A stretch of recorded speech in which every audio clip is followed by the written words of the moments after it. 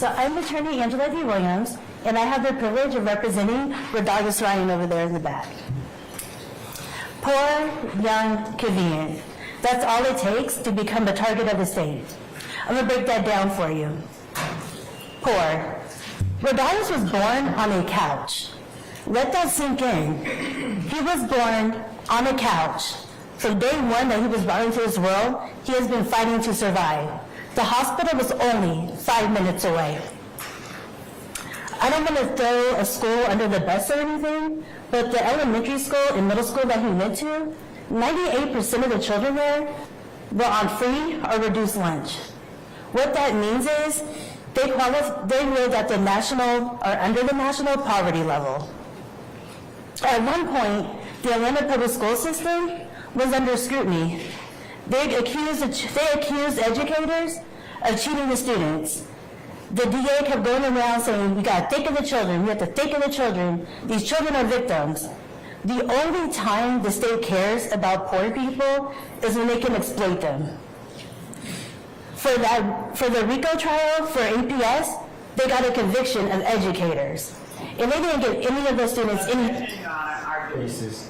I'll sustain the objection. Okay. Go ahead. And in this case, they're trying to get a teenager for RICO. Young.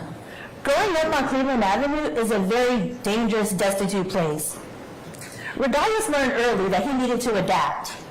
And he did what most teenagers and preteens do. They mimic. I remember when I was younger, growing up on social media, I used to hold up the C symbol all the time because I used to love this group called Cold Rain. It was my favorite group. I used to hashtag everything, cold rain, cold rain, cold rain. After every post, it would be cold rain. It would be rain emojis.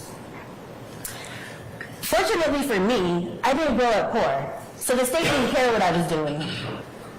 Unlike Rodalius, if I had grown up on Cleveland Avenue with all these rain emojis and C, I would have been accused of being a Crip. I would have been a gang member. I sustain this. They would have said that I was... I'll overrule that. You can go ahead and continue, madam. Thank you. They would have said my rainy emoji said some murder that happened. Convenient. Rodalius is here because when he was 15 years old, the state told this incredible tale of murder, and when you're young and you don't have the means, it's hard to refute those claims. From the age of 15, Rodalius has been in 3 different prison systems. He's been to juvenile detention because they were holding him for the murder. He went to Fulton County waiting for the murder, and once he finally turned 18, they sent him to the Department of Correction. And I don't know about you, but a lot of people in here haven't been to prison. But if you've ever gone to prison, you would know it's overcrowded, it's underfunded, it's violent, and you have predators everywhere. And unlike maybe college or a new job, you don't get an orientation when you first go to prison to figure out how you need to do anything. Rodalius had to do what he's had to do since day one, survive in prison. And if you look at Rodalius, you can see he's maybe 100 pounds soaking wet. So he posts things. He posts things on Instagram. And I wouldn't even call them Instagram posts. I would call it a survival post. He has to boast, he has to be boastful. He has to show people, this is what I have. Because he has to protect himself. It's prison. So you put poor, young, and convenient together, and what do you have? You have the perfect scapegoat for the state. This indictment has 28 co-defendants.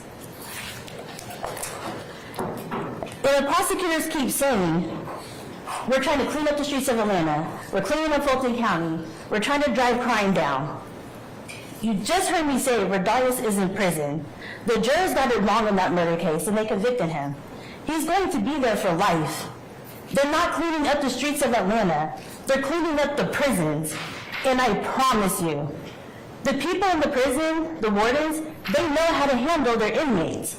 They don't need the DA's help. They have it. I sustain the objection. Out of 65 counts in this indictment that you guys had to listen to, Rodalius is only in 1 count. He's only in RICO, that's it. Out of 100 190 overt acts. Rodalius has 8 of those acts. 3 of them are for the murder that I've already told you about. 5 of them are survivor posts. He has to do these posts so he can survive prison. So why are me and Rodalius here? Because the state was to put on a show. Rodalius is in less than 1% of this whole indictment. This reminds me of this anime named Bleach, where it's 16 seasons. Every episode is about 18, 20 episodes. Sorry, every season is 18 to 20 episodes. And they have season 4 and 5. They have these bouts. They're villains of the whole thing in season 4 and season 5. The main characters are trying to get them out of soul society. You go to season 6, you don't hear about the bounce. You go to season 7, you don't hear about the bounce. Why don't you hear about these important characters? Because they're filler characters. It's a filler season. Me and Rodalius, we're fillers. We're not integral to the story. They just drag him out of prison to jail to make this bigger than it has to be. We're basically distractions. So, as a juror, what can you do to tell the state, we're not going to be distracted? We don't need to listen to filler. You come back at the end of this with a not guilty for Rodalius Ryan. You tell them we do not want to waste our time on fillers. We just want to get to substance. So I guess sit back, enjoy the show, get some popcorn, because this is not justice, this is a circus. Thank you.